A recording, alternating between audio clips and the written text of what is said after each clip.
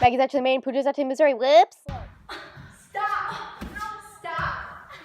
You guys are mine. When the Louisiana Territory was purchased from the French, new problems arose. Missouri, an area in this territory, wanted to join the Union as a slave state, but this would disrupt the balance of free and slave states. To resolve this problem, the Missouri Compromise was devised. This document was a compromise in Congress in 1820 that admitted Missouri to the Union as a slave state and Maine as a free state, as well as prohibited slavery in the rest of the Louisiana Purchase territory above the 3630 North latitude line. When it was issued, slavery continued to exist in the southern part of the United States. The compromise just drew a line and extended slavery in this portion further west. As Southerners were thrilled at expanding slavery, Northerners were not. They only agreed to this plan since they were positive that slavery would not thrive for long, but the invention of the cotton gin proved them wrong. Had they realized this, the major issue of slavery wouldn't have been stalled until it blew up in the face of America.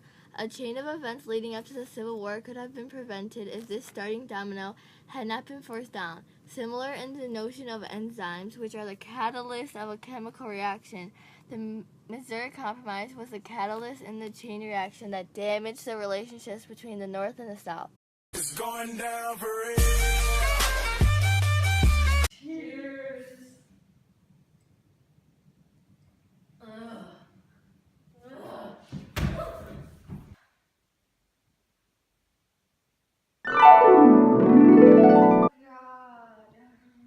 Yes, it is me.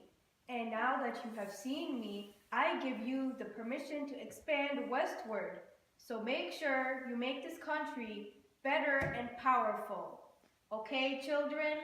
As a result of an influx in population, rapid economic development, reform ideas, and technological advances, the 1840s was marked by increased nationalism. This nationalism, along with the factors behind it, led to an increased desire to expand westward. To justify it, the term manifest destiny was coined.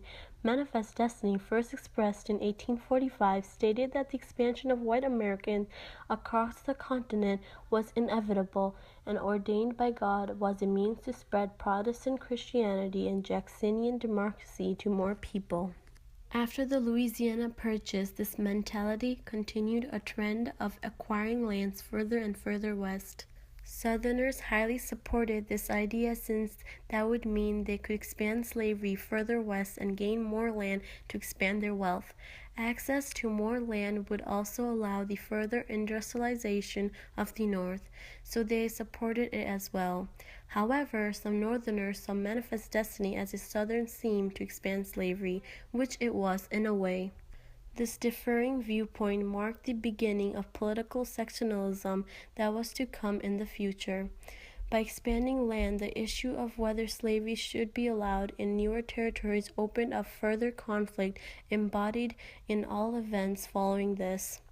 Like the Monroe Doctrine of 1823, which kept our Eastern powers from Western Hemisphere, Manifest Destiny involved ensuring that America was given the opportunity to expand westward. Unfortunately, sectionalism was required to complete the contiguous United States.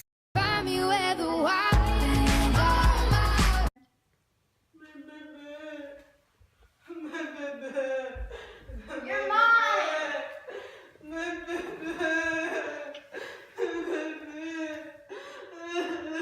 The annexation of Texas in 1845, which admitted Texas as a 28th state to the Union, angered the Northerners. When Polk's offer to purchase California and New Mexico was rejected, he instigated a fight by moving troops into Mexican territories. The annexation and Polk moving his troops to Mexico eventually led to the Mexican-American War. This was the armed conflict between America and Mexico, since Mexico still considered the Texas territory theirs, despite the Texas Revolution in 1836. It was mainly blamed on the Mexicans for starting the war by attacking the U.S. troops that Polk sent. In the end, the Treaty of Guadalupe Hidalgo was drafted and the war ended.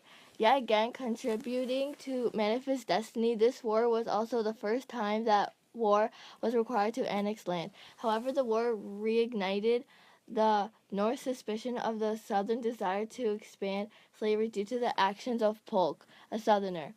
They were right, since the terms of the Treaty of Guadalupe Hidalgo would serve as a prelude to the far more impactful Compromise of 1850, just like the Monroe Doctrine was to Manifest Destiny, as mentioned previously.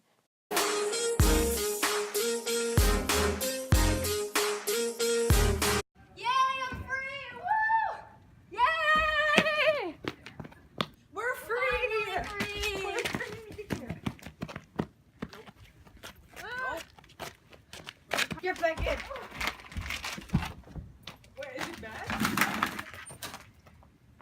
After the Mexican-American War, California became part of U.S., but the question of whether it should allow slavery was never solved. Zachary Taylor then proposed a plan to admit New Mexico and California as free, despite being a slaveholder. As a result, talk of secession arose among Southern radicals called fire eaters, so Henry Clay created the Compromise of 1850 to appease everyone. This compromise admitted California to U.S. as a free state, banned the slave trade in D.C., split off the Texas Territory, and instated the Fugitive Slave Act in order to give both sides of the slavery issue. Like every other event leading up to the Civil War, this compromise increased sectional tensions, but in a different way. Rather than expanding slavery, it protected it due to the Fugitive Slave Act. This specific passage provided to be controversial since it further divided the North and the South in terms of slavery. Even though California became free, the South didn't mind the Fugitive Slave Act since the return of many slaves was much greater than expanding slavery to one state. This reason is why the North was enraged. Like the Missouri Compromise, this compromise single-handedly delayed the Civil War by several years, but both proved to be ineffective in actually solving any problems.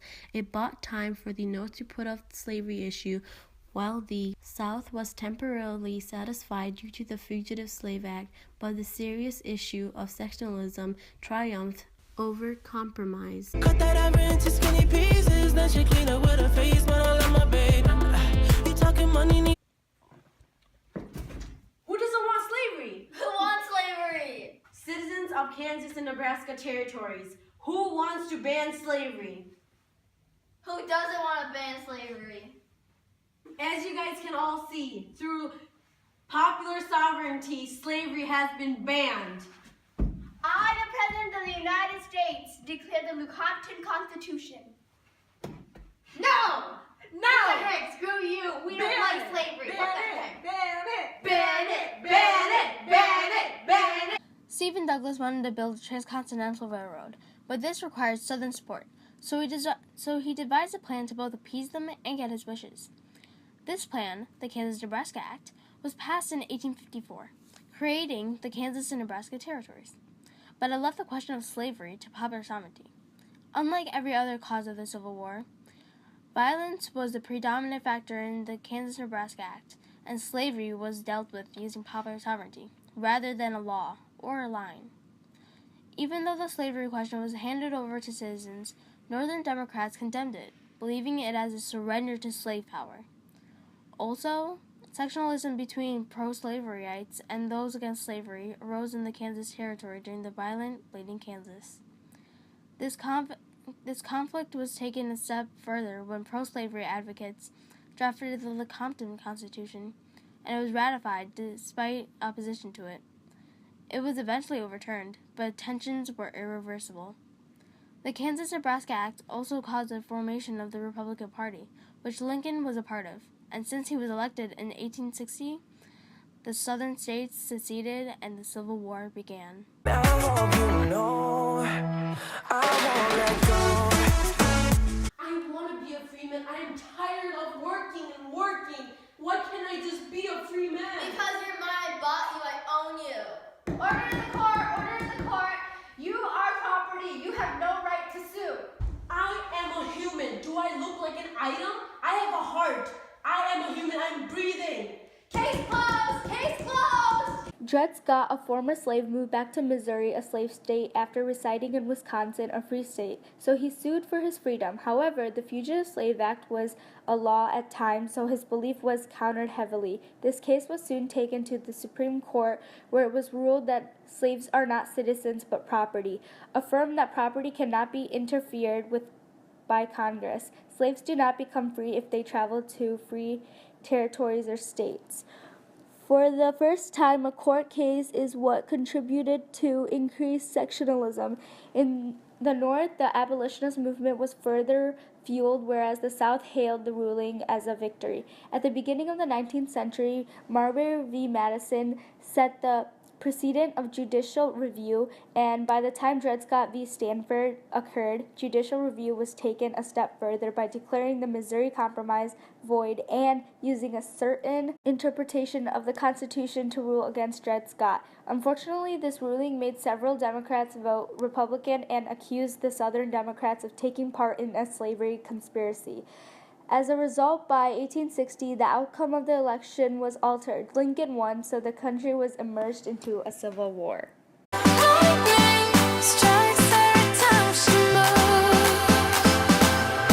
beard is like an upside-down mustache. Oh, Barbara, you did it! Can I get a beat? Why you gotta be so mean? I just want some unity. Popular sovereignty is better than you and me. So you think you can challenge me? What about Dred Scott, my homie? Try to solve his problem completely with popular sovereignty. Slavery can exist in the community unless laws are passed maintaining full lead.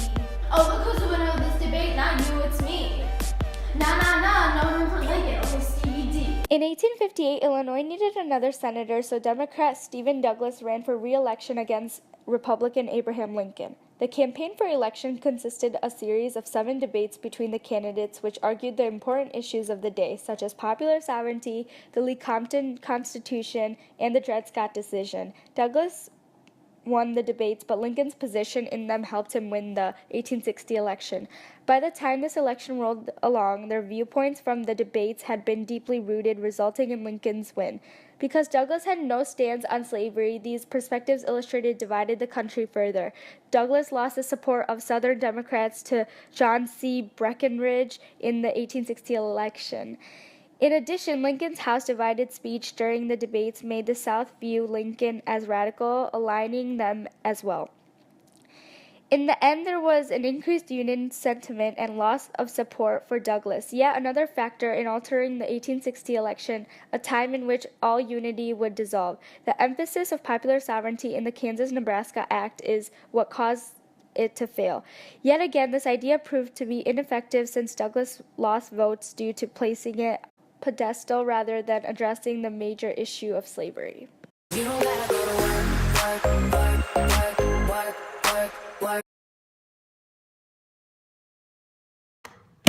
What was that? What the hell is this? That was bull! When Harriet Beecher Stowe talked to abused slaves, the horror of the stories inspired her to write a book. This book, Uncle Tom's Cabin, presented slavery as evil and cruel and protested against the fugitive slave law. Literature was forever changed since the book was used to get a greater northern reaction to slavery, thus furthering sectional tensions. It increased the North's hatred toward the South's usage of slaves, as well as support for the abolitionist movement. But a massive Southern reaction was also garnered since they saw it as fiction and propaganda. As a result of these clashing viewpoints, it was easy to predict a war coming in the near future. No book had ever had as great an audience or reaction at the time besides the Bible. Oh yeah, girl gotta work for me. Can you make a clap? No hands for me.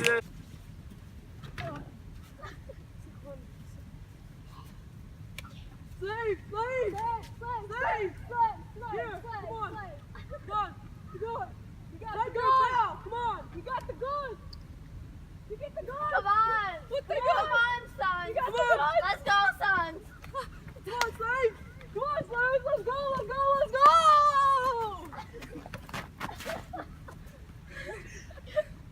Come on, slaves. Come on, slaves. Let's go. I'm not actually dead. abolitionist John Brown thought of himself as God's messenger to free slaves, so he took radical action for the cause of abolition. One year, he spent the whole summer devising a plan to start a slave rebellion. In 1859, he seized the U.S. arsenal at Harper's Ferry and then armed slaves to begin a slave rebellion. By now, the Southerners' minds were much more clogged with prejudiced thoughts against the North than ever before. So the actions of a few men equated to the revelation of the North's true intentions in the eyes of Southerners. Some Northerners actually condemned Brown for his radical ideas, but after seeing his eloquence at his court case, many Northerners viewed him as a martyr. If there had been no sectionalism, this event would have been condemned by nearly everyone, but this was not the case. Instead, there were two completely different interpretations of the same event, a sign that war was inevitable. The Nat-Turner slave rebellion increased Southern paranoia of slaves leaving them. John Brown's raid did the same, but since sectionalism was much greater by then, it completely damaged relations between the North and the South. Let her ride in the forest with me. Oh, she the babe, I'm her boo, and she down to break the rules. Ride or die, she gon' go, I'm gon' choose. She finesse, I fight up, she take that. Putting overtime on your body. You ain't gotta go to work, no, work, but you gotta be. Douglas, Lincoln, Lincoln, Lincoln. The votes are in. The new president of the United States of America is Abraham Lincoln!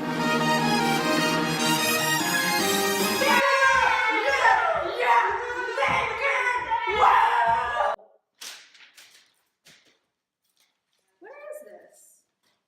Lincoln wins election. What the hell? He wins? Oh, I can't!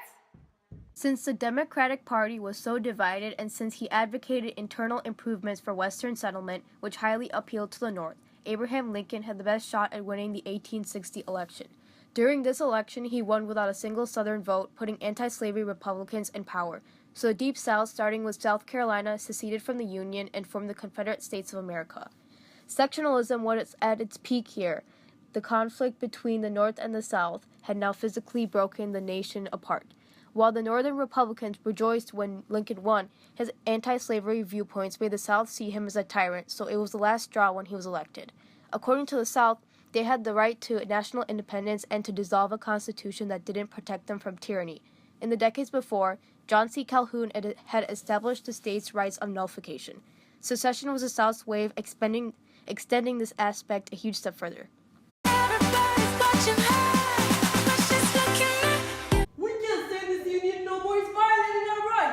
That there Lincoln is a darn tyrant. He been taking away our rights of property and slavery. Darn tootin', we better sustain. Yeah! Yeah! Yeah! Yeah! Yeah! You now that I need you.